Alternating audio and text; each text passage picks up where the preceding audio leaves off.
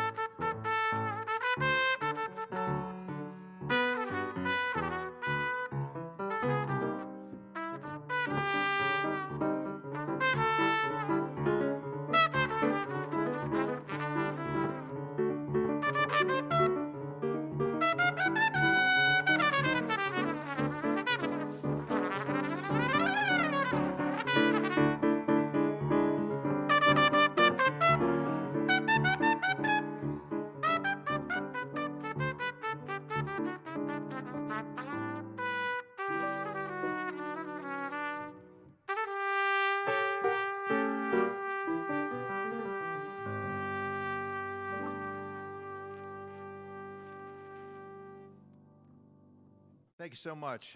Welcome to the third installment of Jews and Jazz. We started with a wonderful song, It Might As Well Be Spring, usually done in a kind of a reflective manner, but what jazz musicians like to do is we like to find songs that have interesting forms, beautiful melodies, and above all, really interesting harmonies, which we have been known to mess around with just a little bit.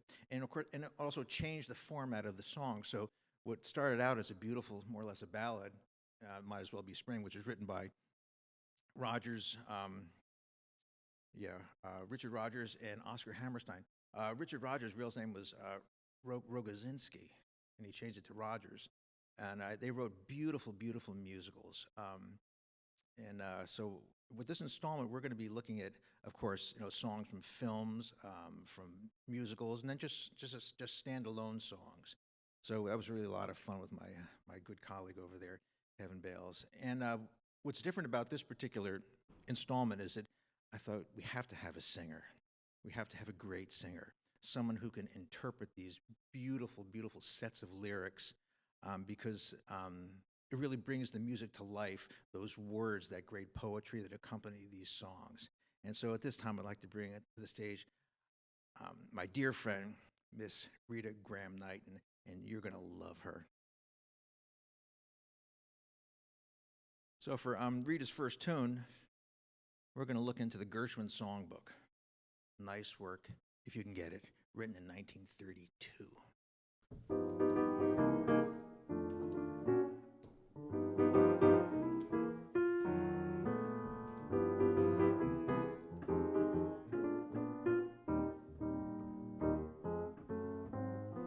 Holding hands at midnight, 'neath the starry sky. Nice work if you can get it, and you can get it if you try. Strolling with that one guy, breathing sigh after sigh. Nice work if you can get it, and you can get it if you try. Just imagine someone waiting by the cottage door, where you two became one. Who could ask for anything more? Loving one who loves you, and then taking that vow. Nice work if you can get it, if you can get it. Won't you tell me how?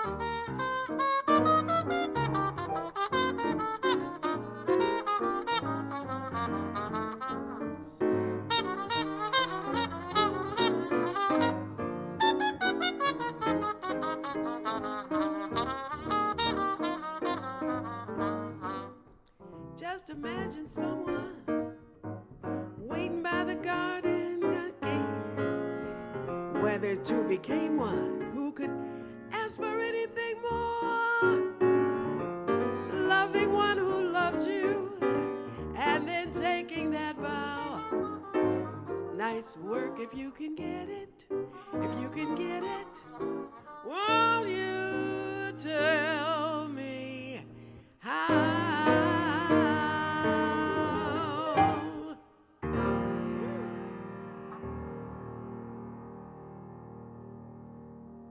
So I did misspeak a little bit. It was written in 1937. It was from a film called Damsel in Distress.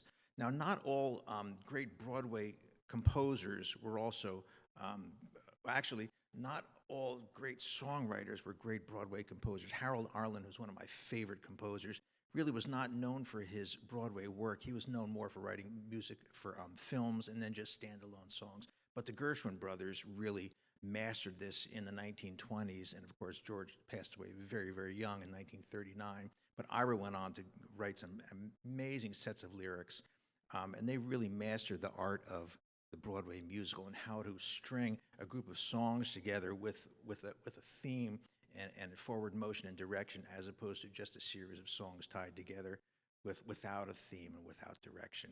Oh, you want to say anything about that, Kev? How about you, Miss Rita?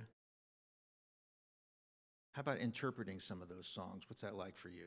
Oh, I remember my mother singing those songs when I was little. My mother loved the American Songbook, and she walked around the house singing these songs.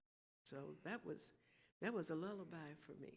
Yeah, most of the American Songbook was written by immigrants, Eastern European Jewish immigrants, a few Italian immigrants we're going to talk about later. Harry Warren was one of my favorites, and that was not his real name, but we'll talk about him later. But the songbook, which really established American popular music, was written by immigrants, and largely by Jewish American immigrants. Most of them changed their names, of course, starting with Irving Berlin at the turn of the century, and the Gershwin brothers, and the list goes on.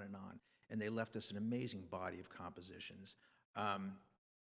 And the music reflected the times, also reflected a social milieu, and it reflected attitudes, which is such an important part of an immigrant trying to fit into a new culture. And that's really what they were trying to become. They were trying to become Americans. And what better way to become an American is to write songs in this new style. And of course, jazz musicians were really attracted to this. So the first, great jazz tunes that come to us come from Tin Pan Alley, from this great American songbook. It's an amazing thing, Gordon. I mean, this tradition of each songwriter and following each other and kind of having a community of musicians writing the highest quality songs. So, of course, jazz musicians like playing them. I've never performed Nice Work If You Can Get before, Rita. And it's been a song that's been on my list for a long time. During the pandemic, it's kind of the right title, and you sing it wonderfully. Yeah, that's one of the reasons I picked it. So we're going to do, a next song is going to be an instrumental, and then we're going to feature a whole slew of great American songs and feature Rita. But one of the things about jazz musicians, we love the songbook because the harmonies are interesting, the melodies are beautiful, the forms are unusual, and there's one song that was written by Richard Rodgers and Lorenz Hart. And this song has become a jazz standard. It's called Have You Met Miss Jones? It was written in 1937 from a musical called I'd Rather Be Right. Now, a lot of these songs were originally intended to be sung as kind of torchy ballads. But jazz musicians, we got enough ballads. We want to get that juice going. And this particular song, if you know anything about John Coltrane's Giant Steps, I think he might have taken some ideas from the bridge or the middle part of the song, which is really interesting. Jazz musicians love this song, and Coltrane borrowed a little bit of this sense of harmony, which was very unusual for that period. So we like to play Have You Met Miss Jones?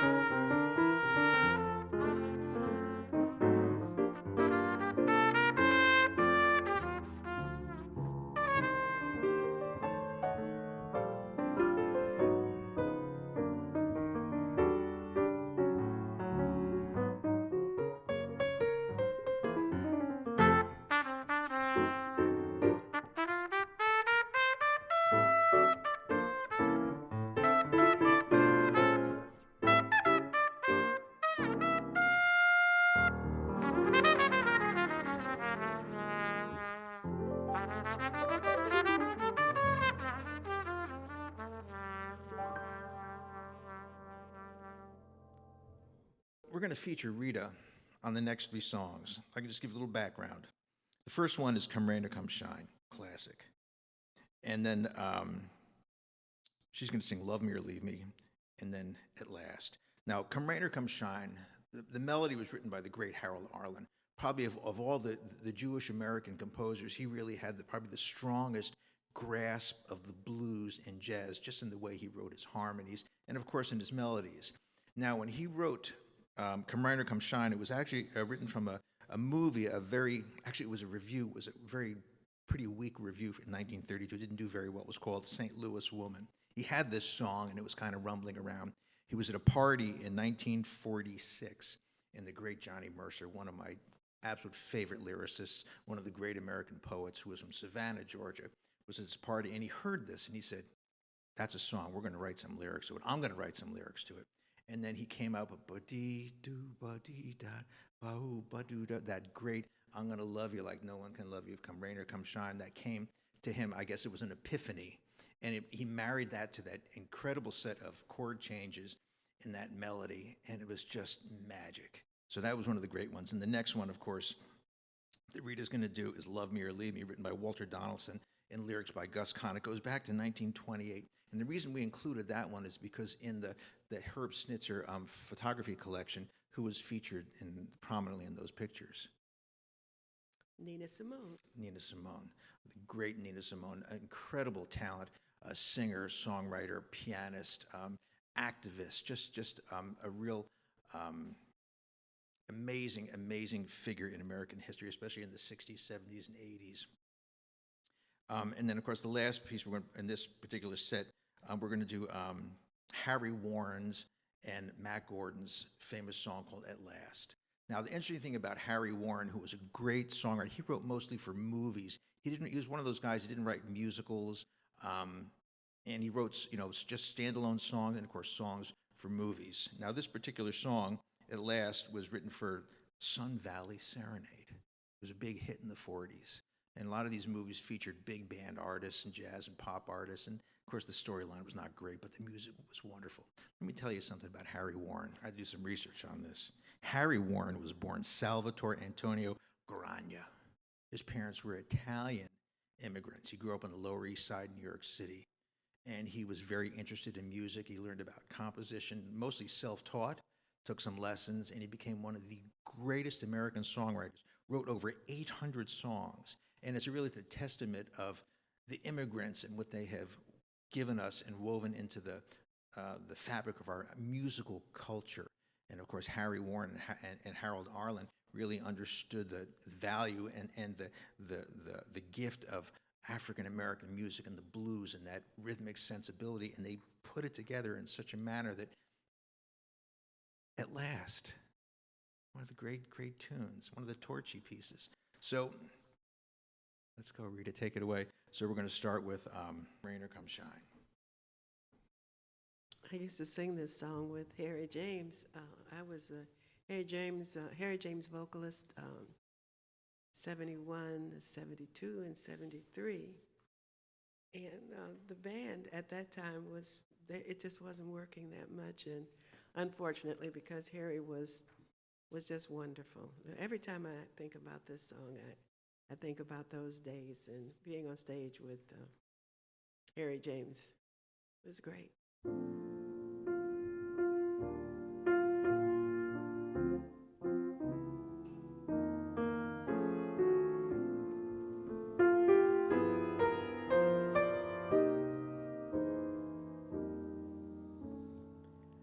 I'm gonna love you like nobody's loved you.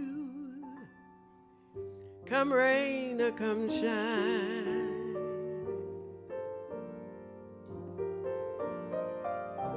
High as a mountain and deep as a river. Come rain or come shine.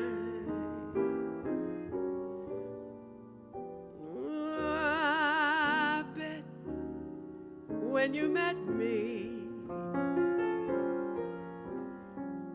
it was just one of those things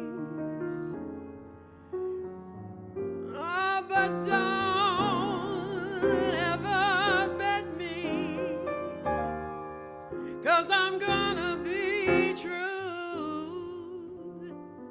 if you let me. You're gonna love me like nobody's loved me, come rain or come shine. Happy together, unhappy together, and won't it be fine? Days may be cloudy or sunny, we're in or we're out of the money, but I'm with you always. I'm with you, rain or shine.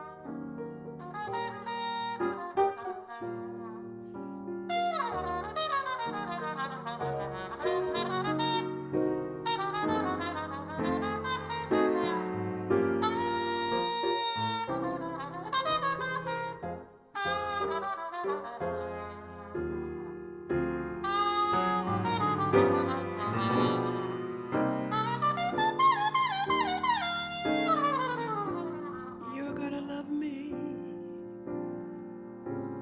like nobody's loved me, come rain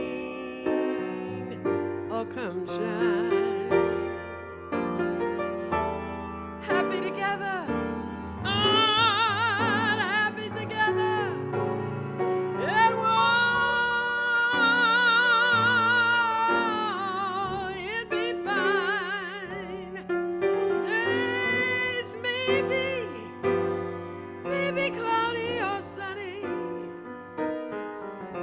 we're in or we're out of the money, but I'm with you always. I'm with you, rain or shine. I'm with you, rain or shine. I'm with you, rain or shine.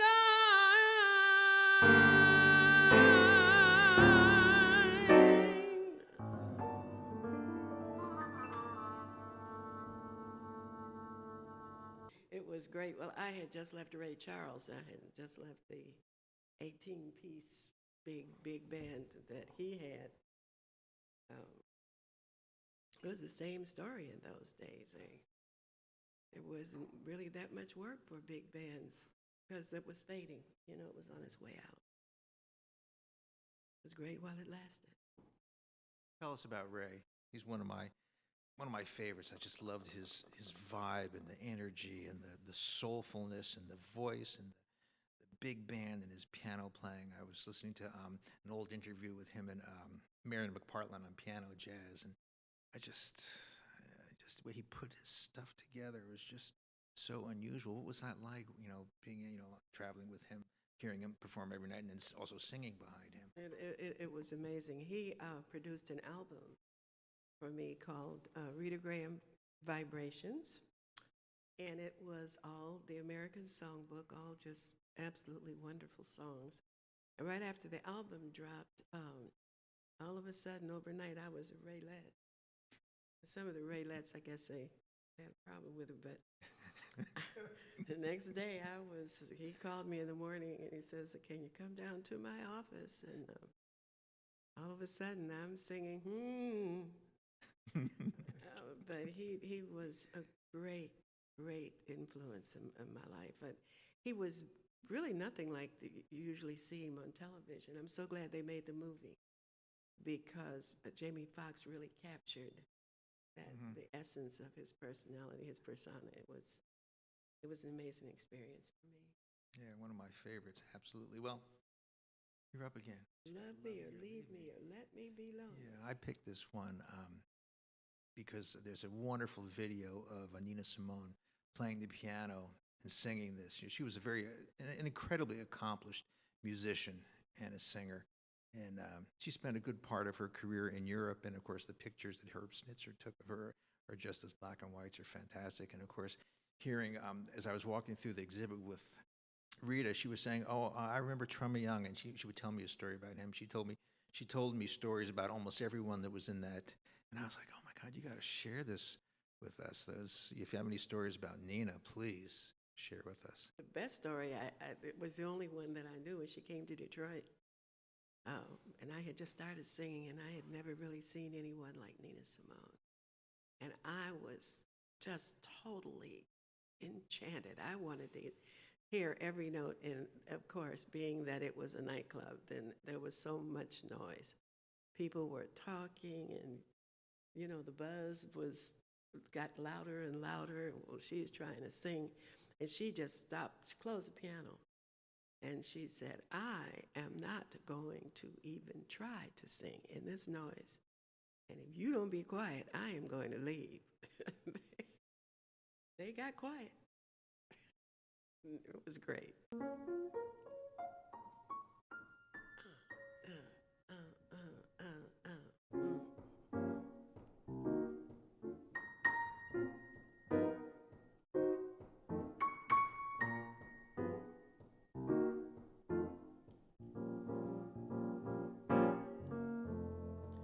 Love me or leave me or let me be lonely.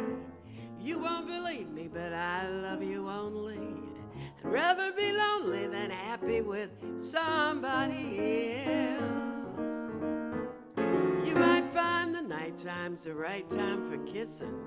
Nighttime is my time for just reminiscing, regretting instead of forgetting with somebody else. I want no one unless that someone is you. I intend to be independently blue.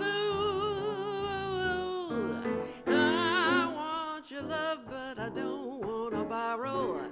Have it today and give back tomorrow. And I'll be lonely, and instead of being with somebody else. Woo!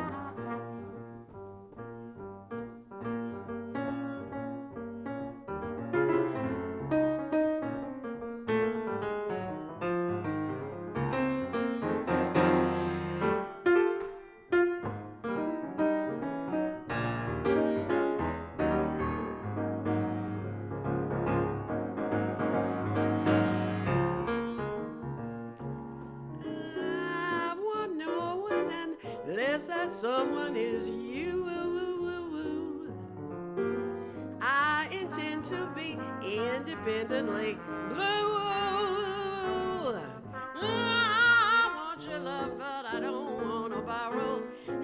it today and give it all back tomorrow. My love is your love and no love for somebody else. I want your love, baby. I want your love, sweetie. My love is your love. There's no love for nobody else.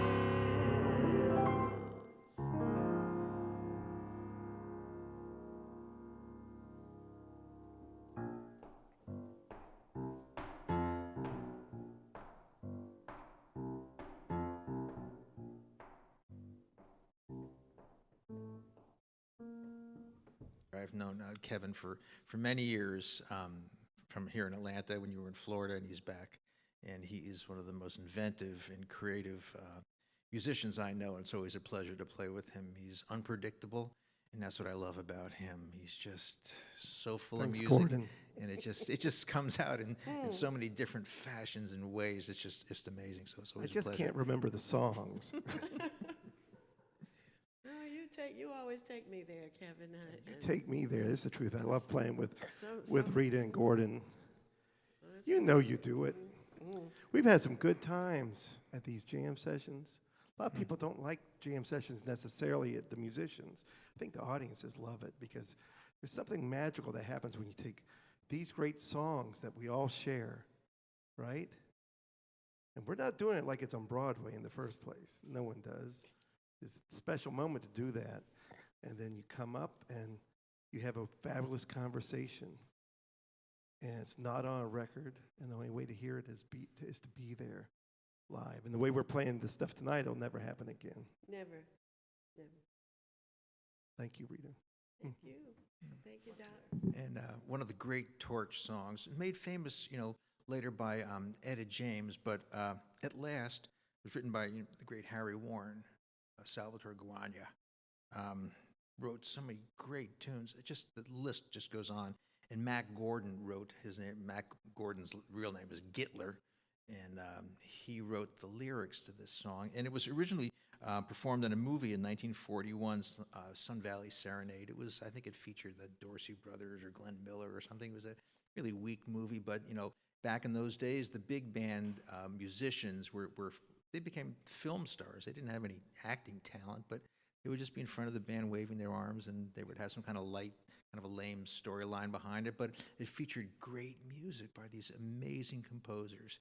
So this song has had a really long life, and of course, Etta James' version is probably the most famous, but it's been recorded many times before her version and many times since. Rita?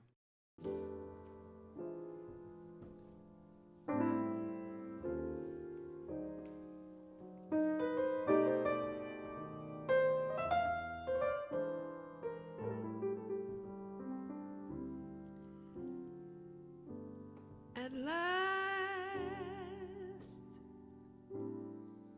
my love has come along. My lonely days are over, and life is like a song.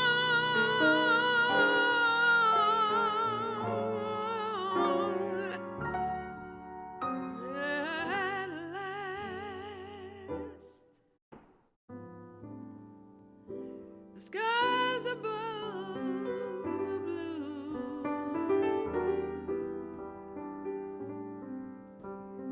my heart was wrapped in clover.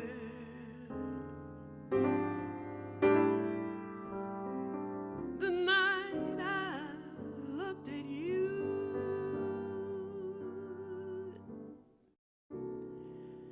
I found a dream that I could speak to, a dream that I could call my own. I found a thrill to press my cheek to, a thrill that I had never known. And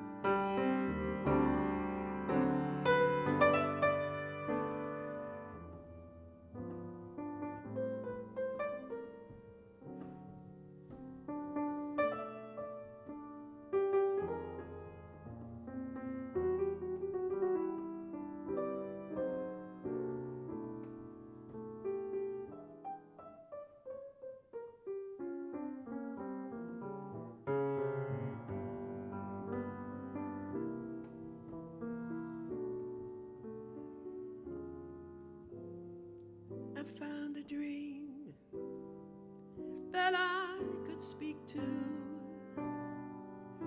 a dream that I have never known. I found a thrill to press my cheek to, a thrill that I have never known. Oh, you smiled, you smiled, you smiled. And then the spell was cast, and here we are in heaven. For you are mine at last. Oh, here we are in heaven. For you are mine, you are mine at last.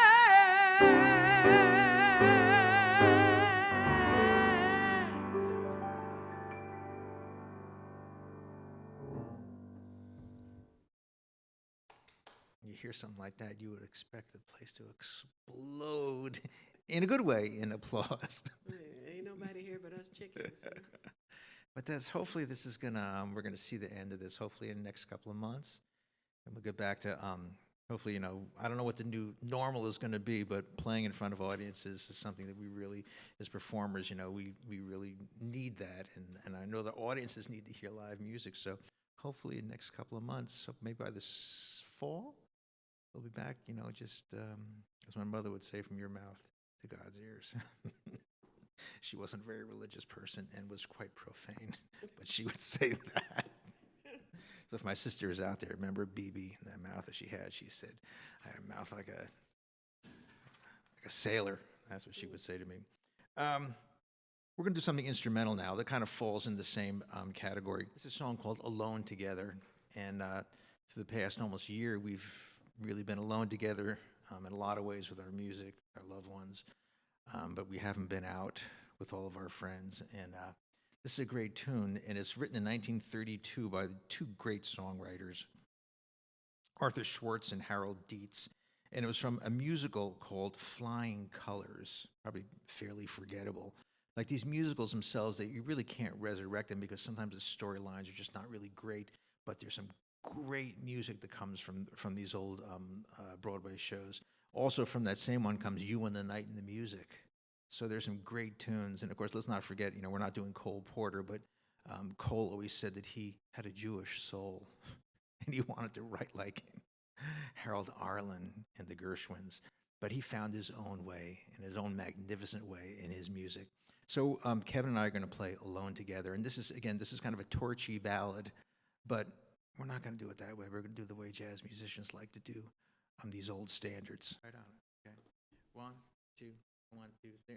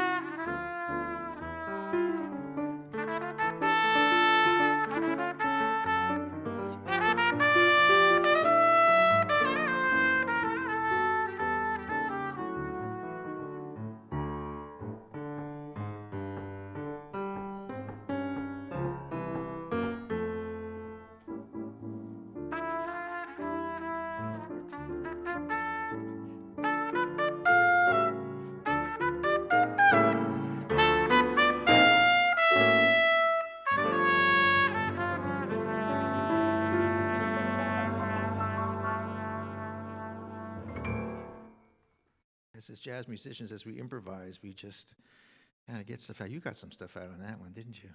I heard you. Just let it happen. Just let it happen, see where it goes.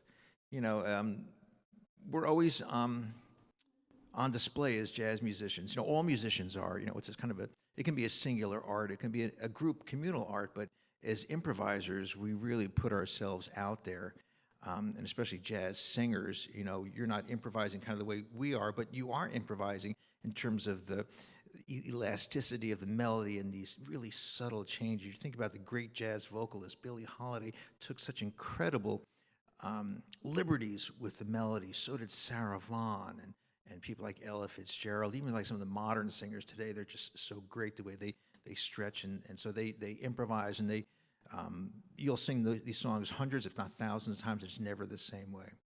And I picked a song that is not performed very often, and one of my favorite lyricists is a man by the name of Yip Harburg. He, in the 1930s, 40s, and 50s, was really the conscience, the social conscience of commercial music, of Broadway music. He was an activist in many ways, and what he did was he wrote songs with special significance. My favorite musical that he wrote hundreds, if not thousands of songs, was Finian's Rainbow. And it's a story about discrimination on many different levels. And I told Rita about this, and I said, you need to check this out, because he was way ahead of his time. In fact, he was blacklisted in the 50s because they thought that he was too far left-leaning. But he was he was an egalitarian. He wanted everyone to be equal. And the song, the underlying story is just. Did you read about that? Yes, I did. It was magnificent. It's very powerful, and there's some great tunes. And one of my favorite songs from that is one we're going to do. I asked Rita to do for us, and it's called "How Are Things in Glockamora."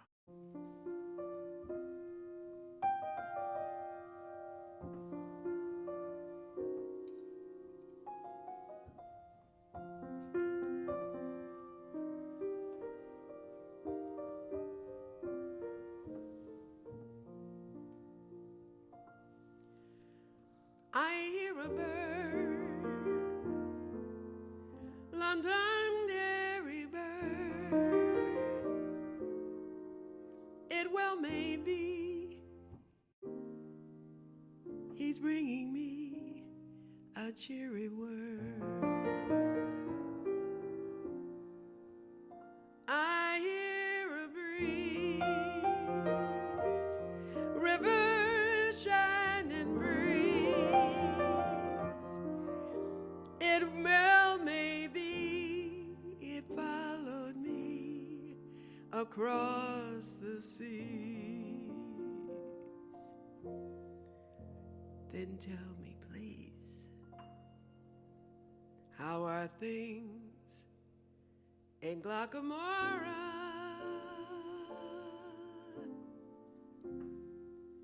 Is that little brook still leaping there?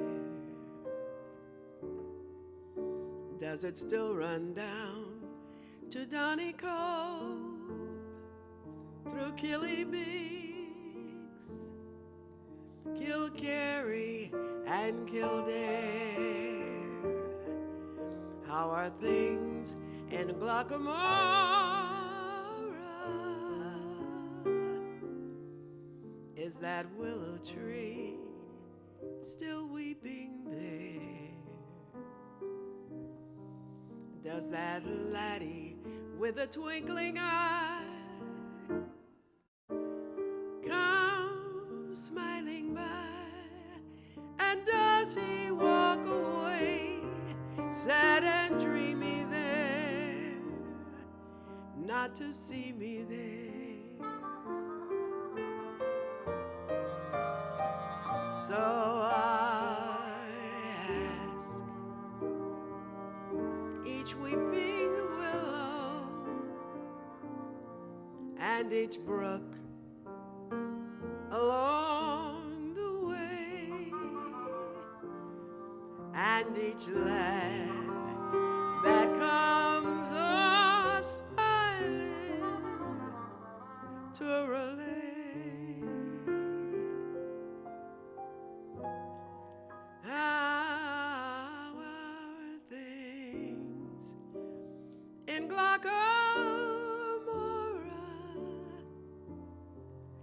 this fine day.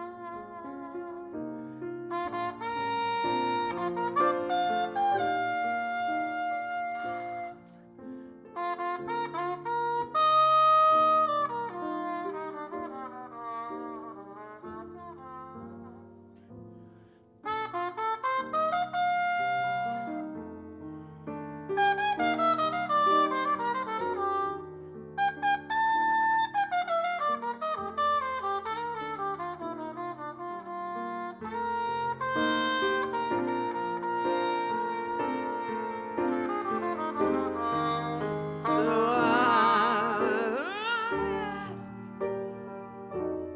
each weeping willow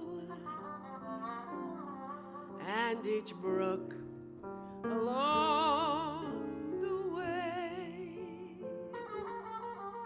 and each lad that comes a smiling to relate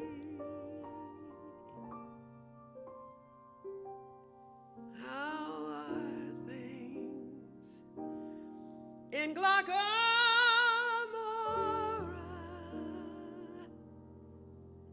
This fine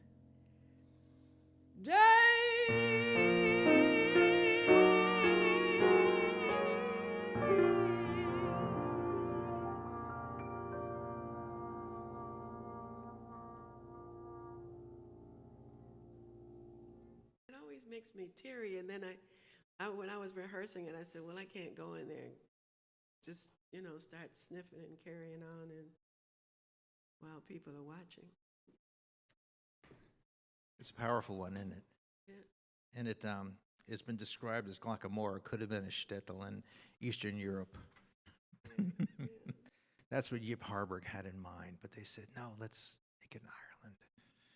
And it transcends everything. It's just such a beautiful song, and of course the way you sang that was just magnificent.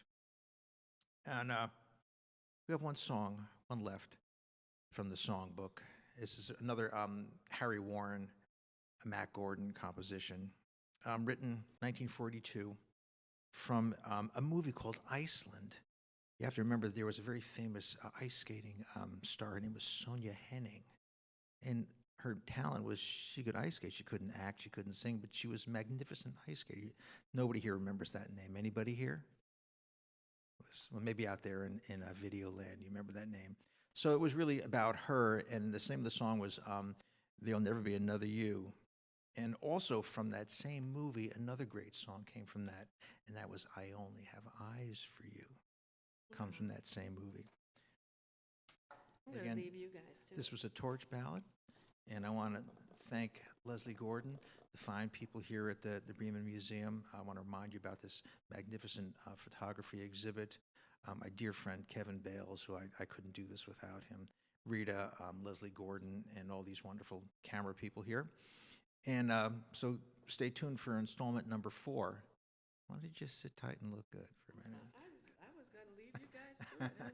So There'll never be get another the you. stage rocking, you didn't.